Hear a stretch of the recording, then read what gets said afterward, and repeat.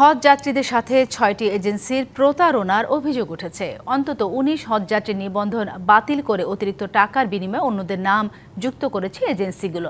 হজ office জানিয়েছে, ভুক্তভোগীদের অভিযোগের ভিত্তিতে এজেন্সিগুলোর কাছ থেকে প্রতারিত হজযাত্রীদের কিছু টাকা উদ্ধার করা হয়েছে। প্রতারণার শিকার ব্যক্তিদের হজযাত্রা নিশ্চিত করতে কাজ করছে হজ অফিস। এবছর হজে যেতে নিবন্ধন করেন ৭৮,৫০০ জন হজযাত্রী।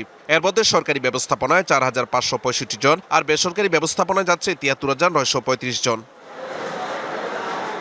হজযাত্রার মাঝপথে এসে বিপত্তিতে পড়েছেন নিবন্ধিত ১৯ হজযাত্রী। কারণ তাদের নিবন্ধন বাতিল করে বেশি টাকার বিনিময়ে অন্য হজযাত্রী হিসেবে নিবন্ধন করেছেন ৬টি এজেন্সি।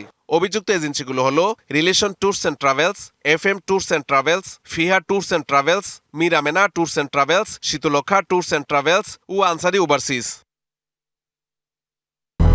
২০০-র বেশি সার্ভিস ও ফিচারে লেনদেনের সব বিকাশ অ্যাপে সম্ভব। হজ অফিস বলছে, হজযাত্রীদের সাথে যারা অনিয়ম ও প্রতারণা করেছেন তাদের বিরুদ্ধে আইনি পদক্ষেপ নেওয়া হবে।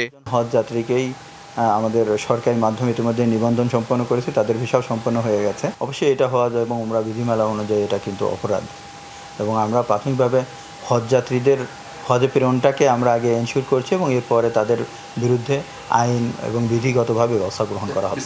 প্রতারিতদের হজযাত্রা নিশ্চিত করতে কাজ করছে হজ এজেন্সিগুলোর সংগঠন হাব। আমার মনে হয় যৌক্তিক কারণ ছাড়া কোনো এজেন্সি কোনো হজযাত্রীকে রিপ্লেস করেনি। যদি অন্যায়ভাবে কোনো হজযাত্রীকে প্রতারণার উদ্দেশ্যে যদি কাউকে রিপ্লেস করা হয় তার অনুমতি ছাড়া বা তার কোনো গ্যাপ ছাড়া, সেই বিষয়ে হাব ওই এজেন্সির বিরুদ্ধে যথাযথ ব্যবস্থা গ্রহণ করবে এবং মন্ত্রণালয়কেও প্রশাসনিক ব্যবস্থা গ্রহণ করার জন্য অনুরোধ করবে।